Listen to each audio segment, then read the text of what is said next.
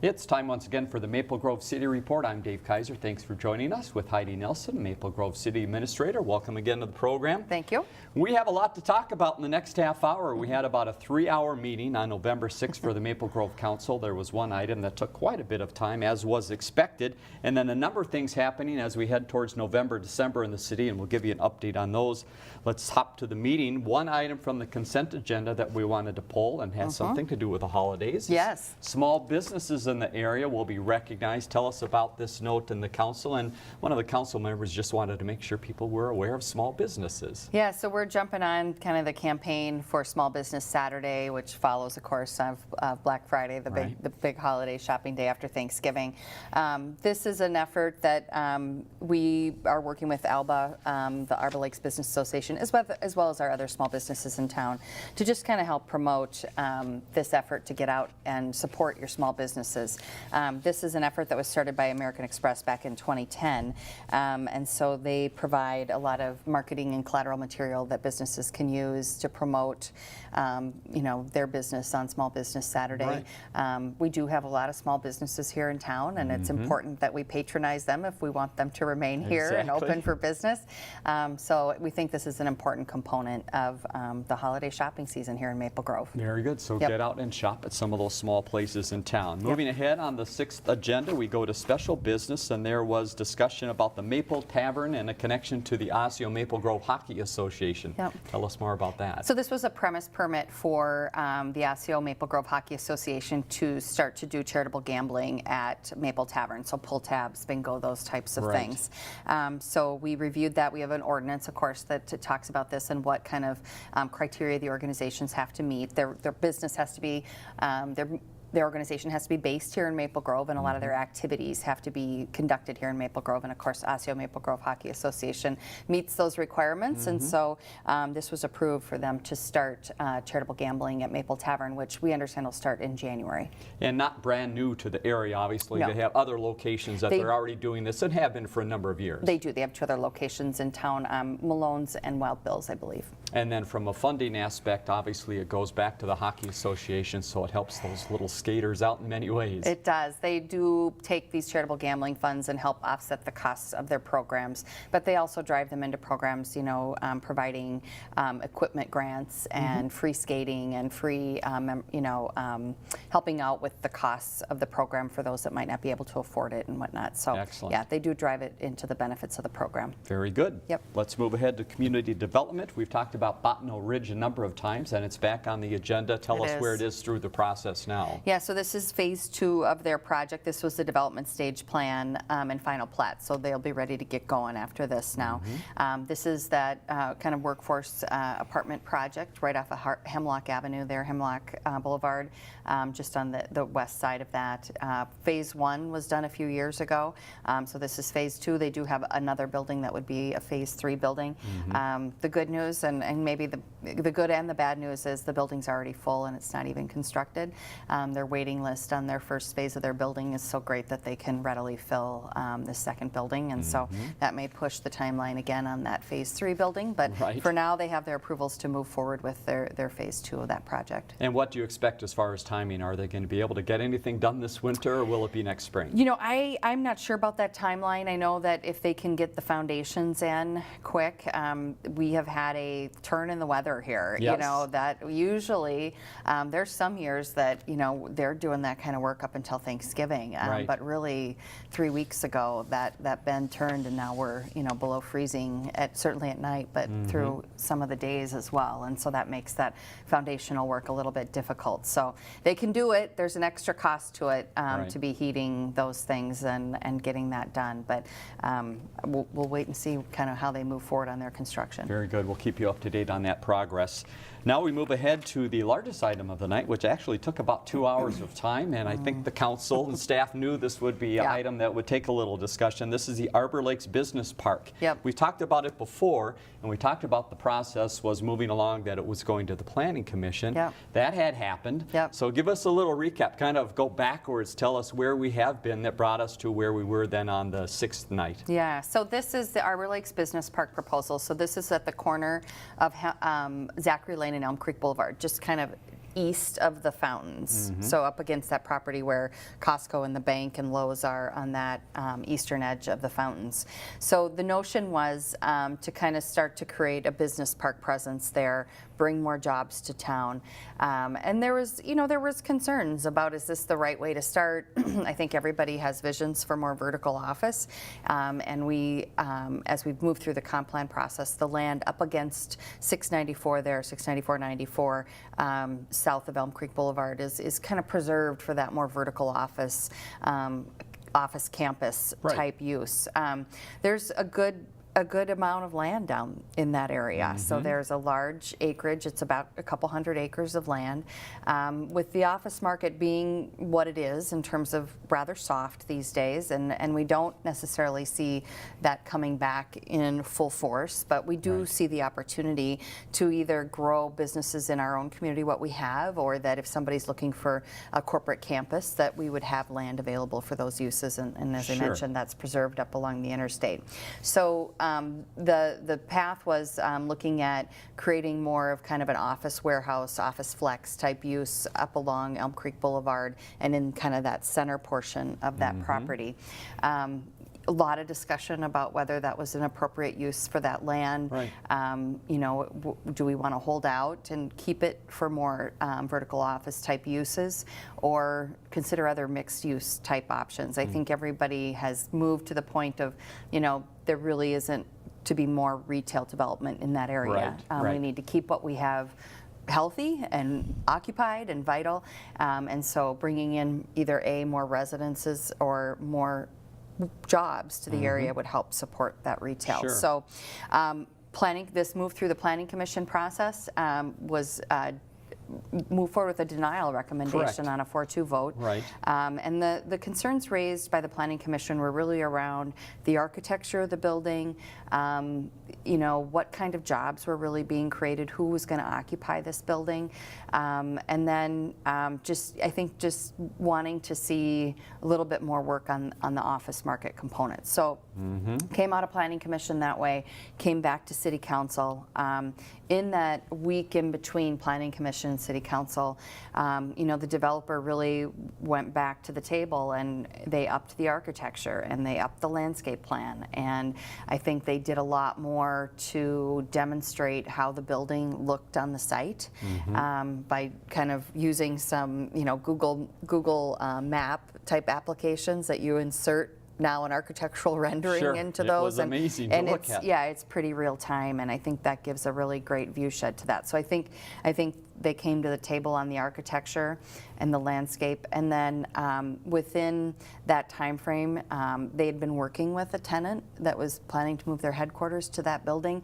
The tenant wasn't quite ready to talk about that publicly yet because they have some issues to deal with on their end corporate-wise, but they were willing to come to the meeting and talk about that. And so the company's name is Illume.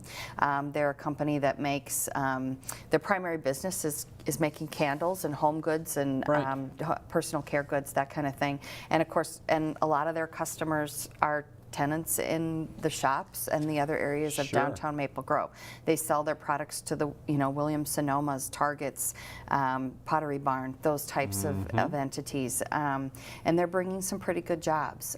They have, corporate office type jobs. They have a lot of design type jobs, they have chemist jobs, and then of course they do have their production space. Currently the company is located in Bloomington in about 5 or 6 different buildings within a business park, and their goal was to bring everything under one roof. So this would be their corporate staff, their design and technical staff, R&D type staff, as well as the production, and then of course the warehouse at the end. So it brings that under one roof.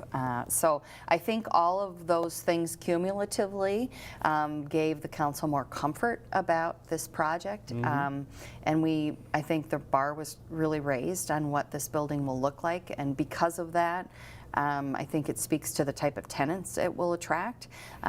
Purely warehousing companies won't want to afford this type of space. Sure. Because it is a higher finish, higher percentage of office, higher finish, and which I think will lend to attract higher paying jobs. So it ended up, they approved the concept plan on a 4-0 vote. That night we were absent one council member, but there was a lot of, I think, really thoughtful conversation and good research done about this decision, and this with this concept plan, the Illume building moves to the east side of that 50 acres of the project. There was, if you recall, there was 4 buildings proposed, and initially we were focused on that west side. This moves that first building to the east side of that project, up against kind of Elm Creek Boulevard and Revere. We did have a lot of discussion about that westerly corner, that northwest corner, to the point of, maybe we try to reach out to office developers and see if there is an opportunity to do a smaller office product on that corner to kind of frame up that corner in a different way. And then, there might be more of that kind of office flex, office warehouse space to the east. So more to come on the west side, but concept stage approval, they'll have to come back for development stage. Later in the agenda, we talk about the tax increment financing district, so we can review that. So that'll be another step in their process. But yeah, I think the developer did a lot of good work in that intervening time and brought some comfort to the issue. Right. So a couple things to look at with this. One, it's a long-term decision. I'm sure that's what the Planning Commission and the Council are looking at. You make a decision like this, it doesn't just last for 5 years. No. Correct? This is something that they're looking at, and they're trying to think ahead 20, 30, 40 years of how this property will be used. So that's what took, I think, the time. Would that be right? Absolutely, and I think it's rightfully so. Yes. I think we should take the time. There's no sense of urgency about this in terms of, boy, we better get something done. However, we have property owners that are ready to do something. They've been patient. They've been good stewards of the land, good stewards to the city. Right. They have been collaborative in the development of, for the past 30 years of the gravel mining area, coming from Weaver on east. Right. And so I think it's kind of this balance of what, we have property owner interests, we have what the market will provide today, and then we have, I think the benefit for Maple Grove over the past 3 decades has been this patient real estate, which has allowed the city to be very planful and get the public spaces incorporated and be thoughtful about how this development occurs.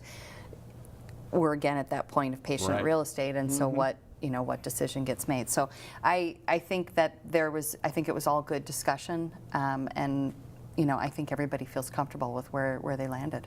And you mentioned where the market stands now, and it's just not Maple Grove being on an island. I'm sure you've looked at other cities throughout the metro, and this is the case. What type of new development in this type of arena is happening? And the vertical buildings are just not happening. Is that what you're finding? And more retail really is not happening as much as it was 5 years ago. I think that's correct. We have done quite a bit of market research, and the council requested that through the comp plan process. So we've been doing some of that work, and I think the trend today is a few things. I think it's you see some corporate tenants in more urban or suburban office buildings moving downtown. You see, I think, if there's office development, it tends to be a little bit more in the suburban areas that have a little bit more of a suburban feel in terms of like a West End, some of the areas in Bloomington, that kind of a thing. But there's very limited number of new office buildings being constructed in the metro area. That's not, it's not a Maple Grove issue, it's not necessarily a Minnesota issue, it's kind of a national issue. Right. And I think a lot of things lead to that. I think it's about, the traditional, everybody having a corner office and a 10 by 12 cube. Those days are kind of gone. Even the developer spoke about, from the office perspective, it's less me space, more we space. We're even making some changes at the government center to make less me space, more we space, to create a more collaborative work environment for our electronic plan review process. So I can look at those examples. So and people are working from home, and there's more of the office hoteling, and there's, I'm working from the coffee shop, those kinds of things that are happening that I think really have reshaped the office market to a great extent. Right. So we will continue to pursue it. It does not fall off our radar as a goal. I can imagine. And now, I think with the tax increment financing district that we have, we will get more proactive about that and try to chase those opportunities down. We can look to other areas around the metro area where this type of use that a loom will be is a component of a business park that includes this type of use, as well as vertical office, as well as 2-3-story office. So I think it's a start to the business park. Right. And so I think that's why we're at where we are today. All so, right. Yeah, So a lot good more process. to come. Yeah, a very good process. Yep. Lots of conversation. You can see why it took 2 hours at the council meeting and a full planning commission meeting before that. So we will keep you up to date on that. Yep. A few other items to touch on from the council meeting on November 6th. One had to do with fences. Yeah. Just give us a quick overview. This is something that comes up on not a regular basis, but on occasion for the city to talk about fences in a residential area. Yeah, so kind of an interesting situation. This kind of stemmed from an issue, a practical issue in a neighborhood where we had a fence concern. It's kind of a situation where a lot of fences today are these panel fences where you buy kind of an 8-foot section of a fence and then they kind of get stacked up next to each other. And when we have situations where the grade of a yard drops off, the panels don't follow the grade, but rather they kind of step down with the grade. And so you have this situation where at the start of the fence it's 6 feet, but as the grade drops, now there's a section of the fence that from grade to the top of the fence is greater than 6 feet. So we had reviewed that and looked at our code to see if there were some amendments that could provide a path for those types of fences. They're very popular nowadays, and I think easier to install, and a lot of them are maintenance free, which can be a good thing for neighborhoods. The council wanted to kind of stick with the language that we have in the current code, so there is a path to come in and apply for a CUP, a conditional use permit on that. It's a little bit more broad. Our language was kind of looking at making it a little bit more detailed to that specific issue, but council kind of wanted to stick with where we were at, so that's kind of where we're, so no amendment going forward, and then we'll just kind of deal with these situations on a case-by-case basis. Very good. Yep. Community development update, a few items to touch on. We've talked about these before. We've got self-storage, front porches, Rush Creek apartments, and something called the Christopher Edition. Give us a quick overview of those. So these are items that are going to be coming up likely more in December, I think, is the time frame. So you'll recall we had another kind of specific situation where a homeowner wanted to build kind of a front porch to their home, and our code language didn't specifically allow for that. So that is a little bit the trend in the housing market today, and so we have some older neighborhoods that weren't necessarily built under a PUD type development, which is how we typically do things today. They're under traditional zoning, so then some of those setback pieces apply in those conditions. So through this code amendment, we would allow for a covered porch to be added to the front of a house, not like an enclosed addition to the home that comes into the setback, but more kind of that open covered porch. So I think it helps to bring people out to the front of the house and engage them at the street and get them talking to their neighbors. So we saw that as a good opportunity to address that issue for neighborhoods. Rush Creek Apartments, this is a proposal out on 101 and Bass Lake Road, kind of on the west side there. There's a triangle piece of property kind of right at the Maple Grove edge across from Corcoran. So that one's coming through the process, some apartments and row type style apartment units as well. And then we've had interest from a couple of parties about storage facilities in town, one down around Sycamore Lane down there, and so probably see those projects coming forward either in December or after the first of the year. Okay, very good. So always a lot happening. You'll see those coming up on future agendas in the city. A couple items that you had. There was discussion about the Maple Grove Arts Center and a contribution. Give us a little recap of what the decision was at the end of that discussion. Yeah, so the Arts Center had made a request, back, probably about the time frame 2001 to 2008, the city had been contributing to the Arts Center programs at $2,000 a year. In 2008, kind of timely with the recession, as many cities did, they stepped away from some of those contributions in order to kind of trim things up and deal with the reduction in building activity and whatnot. And so last year, the Arts Center came forward and asked if they could reinstate that contribution. The council did so last year, and so this, with this action, they approved a $2,000 contribution again for 2018 to support their programs. Very good. One other item that's coming up, just to note, this will be talked about, and we'll probably touch on that next time. Crisis Communication Workshop. Again, the city always planning ahead and kind of being prepared. Tell us what this is going to be. Yeah, so we've been working with a consultant, Rob Lear Communications, on kind of training our staff and preparing our staff to how they deal with the media, how they do media relations. So maybe your interviews with our staff are going to get a lot better. Sure, there we go.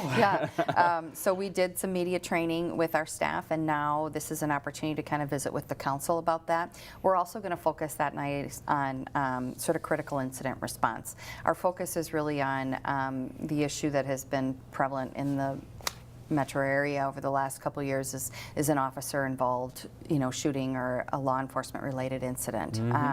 So this will be specifically focused on what our response would be in that kind of a situation, and then we'll do some media training around that, that kind of a situation here in Maple Grove. I think even having gone through the staff level training, I think it just provides you great insight into how to respond to the media. I think one piece is that we talk a lot about how important it is to maintain our relationships with the media, that we're responsive to them when they call, and that we do provide interviews and we provide information to them to kind of build those relationships, which helps us out. Then when something happens, we have those relationships, and it tends to flow a bit better. So hopefully we won't have to deal with a situation like this here in Maple Grove. We strive to work on the other end of it too, in terms of officer training and how we're working with the community. But I think this type of preparation, as I've heard from my colleagues who've been through these situations, certainly is helpful.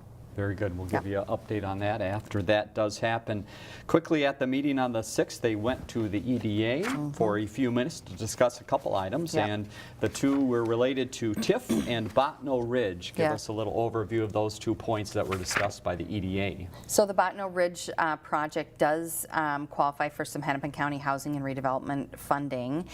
So they receive an incentive fund loan in the amount of $445,000 from Hennepin County. The city sort of has to kind of accept that. Hennepin County doesn't want to give money to a project that the city doesn't want to have happen, and so we have to accept that. And so with our approval earlier that evening, then we accepted the funds from Hennepin County for that project. Very good. Yep. And then TIF, this relates to what we were talking about earlier with the business park.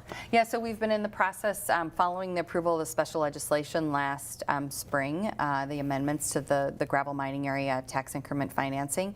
We've been in the process of working towards establishing that district. We established the project area, accepted the special legislation. Duke, as part of the first phase of the Arbor Lakes Business Park, has requested tax increment financing. There's a couple considerations in terms of if we activate the bigger soils deficiency district, or do we do a shorter-term economic development district. There's some time frames associated with the soils deficiency district. We have to establish the district by 2020, and then once we do that, we have 8 years to do projects. And so we want to make sure that if we activate that bigger district, that we're comfortable that we're ready to roll with further development. So no action was requested by the EDA this evening, and but it was more just to give them some information and kind of make sure they kind of understand the decision points here and what we're weighing. So this will come back again as the Duke project moves forward. Very good. As you see, a full meeting on the 6th. Now we have about 7 minutes left to touch on a couple other items happening around town, and we'll go through these rather quickly, but get your calendars out. Just a note about city offices being closed. We've got some holidays coming up, and the city recognizes those. Yeah. So we're closed tomorrow. This is Thursday, of course, November 9th. Tomorrow, Friday, November 10th, and observation of Veterans Day. And then, of course, on Thanksgiving, we're closed Thursday, Friday, which is November 23 and 24. Those that are fans of the community center and like to visit there on a regular basis, you're going to want to listen to the next couple items here. We've got membership sales going on, and then a few events coming up. First, tell us about this great opportunity to get a little bargain for the membership. So through November 10th, which is coming up quick. It's tomorrow. Yep. You can purchase a community center membership, 15% off the regular rates. And then if you purchase online, you save an additional $10. So pretty quick here turnaround, but all the details are on the website. All right, and another quick one for you is November 11th is going to be a special day, the Holiday Boutique. Get your shopping shoes on, right? Yeah, so this one is at the community center from 9 to 4 this coming Saturday at the community center. It's hosted by the Maple Grove Lions and senior volunteers. All right, let's talk about the farmers market. Yes, you can feel the temperature outside. You probably wouldn't want to be outside for the market, so it's moved inside. Yep. Give us an update on when that's happening. So markets now move inside. Thursday, November 16th is the next market, so a week out from that, and that's from 3 to 6 p.m. And they still have a lot of produce items, and then of course they're leading into the holidays here, so a lot of those type of homemade gift items are available as well. All right, one more for your calendar at the community center is going to be Saturday, November 18th, 10 a.m. to 5 p.m. We're talking home improvement in town. Yeah, so this is Saturday, November 18th at the Community Center, 10 a.m. to 5 p.m. The Home Improvement Expo. There's vendors, seminars, giveaways, so great event if you're thinking about doing some improvements at your home. There is an admission cost, and also they encourage you to bring a non-perishable food item that can help out those in need here in the area. We've talked a number of times about the Angel of Hope Garden. Give us an update there. Things are moving along and their big event is coming up. Yeah, so we are in the final throes here of getting that project finished. The event is December 6th. This is an annual event, 7 p.m. at the new Arboretum, and there'll be more space for people to gather there. Fantastic, beautiful place in town. Speaking of the changing in the weather, there's a few things that happens when the weather changes here. One is the dome goes up, and the second is the skating goes down. So tell us about the dome, a little bit of a snafu in the process. A little challenge getting the dome up. I believe that they're going to be opening here within the next 24 hours. Very so I know we have a lot of soccer teams that are and sports teams that are concerned about, there's dome time, and so they did have some issues with snow and rain, those kinds of things. But I think they're getting progress made. So we are getting the Central Park skate loop ready to go. Should be open a little bit later this month. And then, of course, the outdoor rinks, they always target the middle of December. And with this weather, should be working this year. And related to those rinks, when the rinks open, they need some people to help out to be there at the rinks and the warming houses. Tell us about the need for some part-time help. Yeah, so this is warming house attendance. You must be available to work 2 evenings a week from 4 to 8:30, and then they rotate the weekend shifts. All that information is available on our website. All right, and if you're finishing up fall raking, those leaves got to come off sometime, right? Yeah. If you need a place to take them, you can help out here through the end of the month. Is that right? November 30th, the yard waste site will be open through that, and I know a lot of people have gotten delayed when we had the snow come before the leaves were picked up or the leaves had even fallen. So just you have an opportunity here through the end of the month to get over there. All right, one other end of the year item that happens on an annual basis is homesteading. Just give us a quick idea of what homesteading is and what the timeline is people need to act by. Yeah, so this is for your property taxes. If you are homesteading your property, this is your primary residence, you'll want to do that before December 1 so that you'll be homesteaded for the upcoming tax year. And so our assessing department, you can do it through December 15th, and that qualifies for homes that you've purchased up to December 1. Got to get my timeline straight there. So the 15th. Yeah, through the 15th. And so you can do that right at our assessing department at the government center. All right. Final note is Coffee with the Cop. It's an opportunity to meet up with police and chat a little bit. Tell us about when that is and where. Yeah, so Wednesday, November 15th from 8 to 9:30 in the morning up at Daily Dose. That's right up in the Grove area across from the hospital. Great little local coffee shop. And this is just no agenda, just an opportunity to come in and ask questions, get to know the officers that serve the community. All right. And final note is watch your mail here soon and go online soon because there's some important publications coming out. Tell us what people can be looking for. So the Residence Guide is out. Paper copies were mailed to all homes and businesses, so you should have received that. And then our winter publications will be coming out, newsletter, Parks and Rec and whatnot. All right. Opportunities to sign up and see more that's going on other than what we had here. Heidi, thank you very much again for your time. Thank you. Let's take a look ahead for you at the next meeting. It is on Monday, November 20th. That is at 7:30 at the Government Center. 494-6000 the phone number, and maplegrovemn.gov to find out all of the things we talked about earlier in the show. If your response line 533-1710 if you have questions or comments for the program. For Heidi Nelson, I'm Dave Kaiser. Thanks for joining us.